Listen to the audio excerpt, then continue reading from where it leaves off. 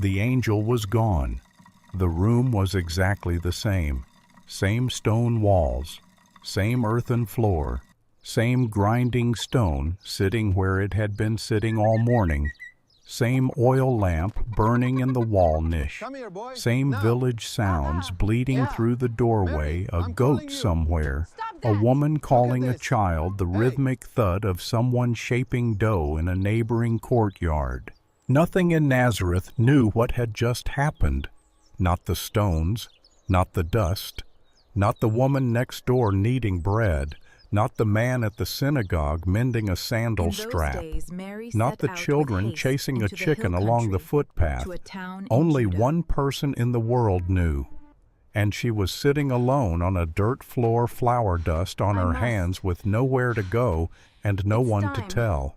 This is the reconstruction of the hours between the most extraordinary moment in a woman's life and the most ordinary evening that followed it. It always waits. Let's be precise about what happened next, because Luke isn't. Not yet made. Luke 1:38 ends with, "And the angel departed from her." Verse 39 begins, "In those days Mary set out and went with haste to a town in the hill country of Judea." Between these two verses, between the angel leaving and Mary leaving, there is a gap. Luke doesn't tell us how long it was. A few hours, a day, maybe 2 days. But there was time in between, because you don't walk 150 kilometers on impulse. You prepare, you pack food, you find traveling companions or wait for a caravan. You tell someone where you're going, which means between the Annunciation and the departure, Mary had to live in Nazareth. She had to exist in the village among the people inside the routine, carrying a secret that would have made every ordinary moment feel like she was holding her breath underwater. Let's rebuild those hours. If the Annunciation happened in the morning, and Luke gives us no time reference, so we're speculating, then Mary had an entire day ahead of her. In a first-century Galilean household, there was no mechanism for pausing, no way to call in sick, no way to tell your mother, "I need some time alone," without generating exactly the kind of attention you're trying to avoid. The work was the work. It happened every day. Skipping it meant the family didn't eat. So at some point, 5 minutes after Gabriel left, or 30 minutes or an hour, Mary would have had to go back to the grinding stone, the same stone she had been working when he walked through the door, the same flour she had been making, the same bread that needed to be baked before evening. She would have placed her calloused hands on the wooden handle. She would have leaned her weight into the push, and the heavy basalt wheel would have begun to turn again, the same rotation, the same grit, the same sound of stone on stone that she had heard every morning since she was 8 years old. The grinding stone didn't know that an angel had just been in the room. The barley kernels didn't know. The flour didn't know. The bread that would be baked from this flour wouldn't know. The people who ate it, her mother, her father, wouldn't know. Only Mary knew. And she ground the grain anyway, because that's what the morning required. There is something in that image, a woman grinding wheat moments after receiving the most staggering news in human history, that no painting has ever captured. Not because painters lacked skill, but because the moment is too ordinary to look dramatic. It looks like a woman doing chores, and that's exactly what it was. A woman doing chores. With the weight of the world sitting in her chest like a stone she couldn't put down and couldn't show anyone. The afternoon sun in the Galilee. If we place the Annunciation in late spring or early summer, consistent with Elizabeth being in her 6th month of pregnancy, would have driven the family's work outdoors. Interiors became stifling by midday. The courtyard, shaded by a fig tree or a rough fabric canopy, was the workspace for afternoon tasks. Mary would have sat with her mother. This was the architecture of their relationship: physical proximity, shared labor, the kind of closeness that modern life has almost entirely eliminated. They worked within arm's reach of each other for the majority of every day. Their bodies occupied the same small space. Their hands performed complementary tasks. They breathed the same air. Anna would have talked about the things mothers in small villages talk about: practical things, the flour supply, the water level in the storage jar, whether the neighbor's goat had gotten into the garden again, whether the wind meant rain, whether the figs would be ready soon. And Mary sat there, listening, nodding, responding with single words or short phrases enough to sustain the conversation, enough to avoid suspicion, enough to maintain the mask of normalcy that her survival now depended on. Because what was the alternative? Turn to her mother and say, "An angel was in the house this morning. I'm going to have a baby." No, not Joseph's. In a culture where that sentence, spoken by a betrothed woman who was supposed to be a virgin, could trigger the destruction of her family's reputation, that conversation was not possible. Not today. Maybe not ever. Or maybe tomorrow or the day after, when she had figured out the words, when she had calculated the approach, when she had thought through every possible reaction and prepared for the worst ones. But not now. Come here, boy. Now she carded wool and listened to her mother talk about figs. The evening meal in a first-century Galilean household was the one moment when the entire family gathered in the same space at the same time. The food was simple, the same food roughly every evening. Flatbread, the bread Mary had baked that morning from the flour she had ground. A clay dish of olive oil for dipping. A few olives. Maybe a small bowl of lentil stew if there were lentils. Dried figs or dates if the season was right. Water from the jar Mary had filled at the spring. They sat on the floor. There was no table, not in a house this poor, in a village this small. The food was placed on a flat stone or a piece of cloth between them.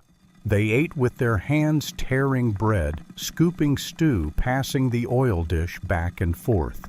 The light came from the clay oil lamp, a single flame.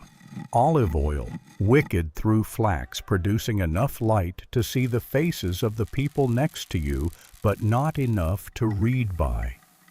The corners of the room disappeared into shadow. The doorway was curtained against the cooling evening air. This was the most intimate space Mary inhabited, closer than the well, closer than the synagogue, closer than the grinding stone. This was the space where pretending was hardest, where a mother's eye was sharpest, where a father's attention, though quieter than a mother's, missed less than you'd think. Mary ate. She tore the bread, she dipped it, she chewed. She answered when spoken to.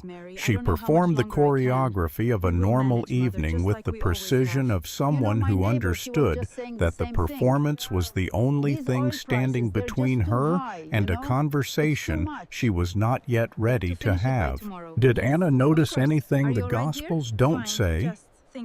But Anna was a woman who had lived beside her daughter in a room the size of a parking space for over 2 decades.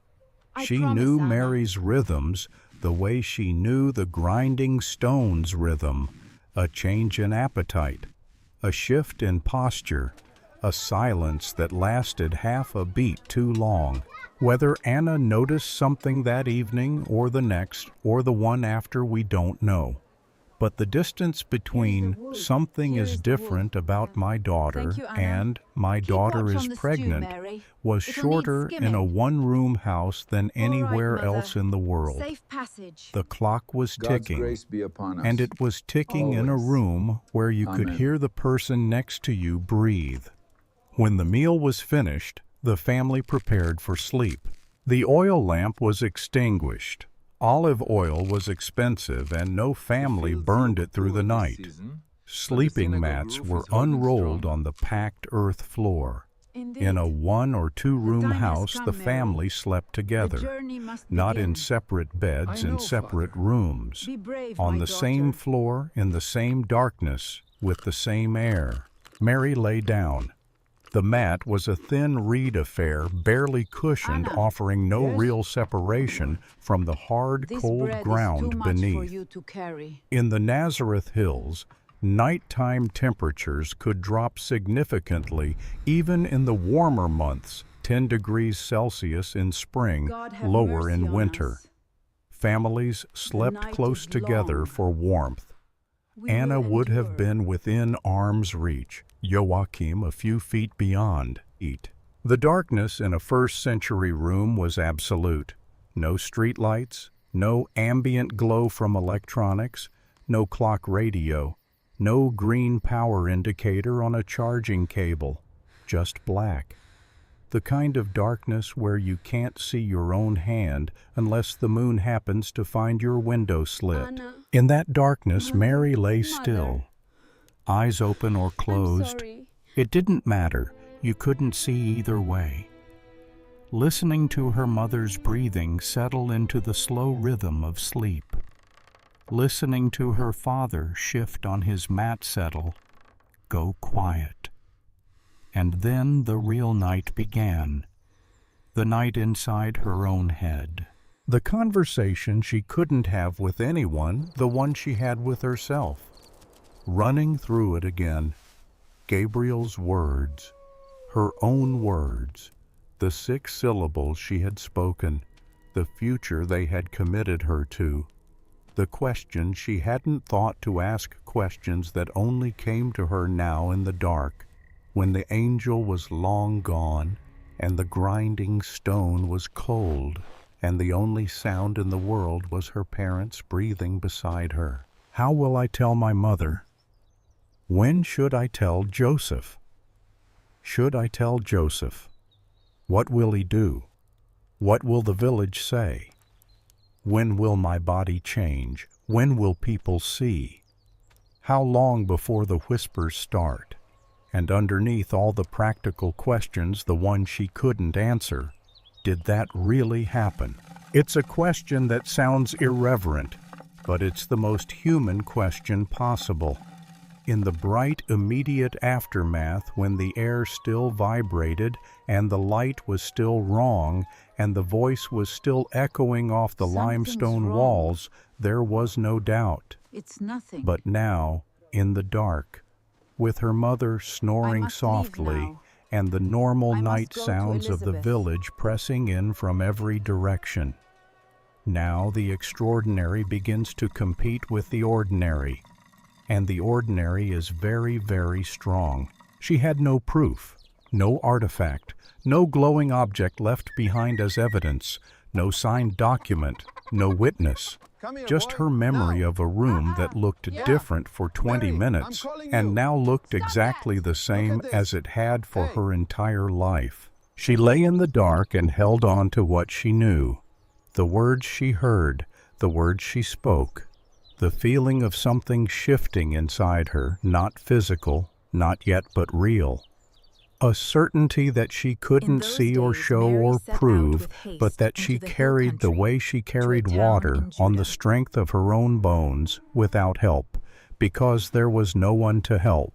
Somewhere in the last hours of the night, maybe at the point where the darkness begins to turn gray at the window slit, when the first tentative birdsong starts in the olive trees, Mary made a decision.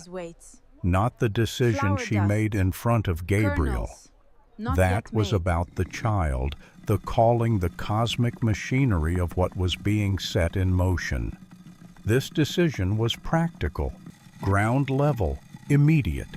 She was going to leave. Luke 1:39.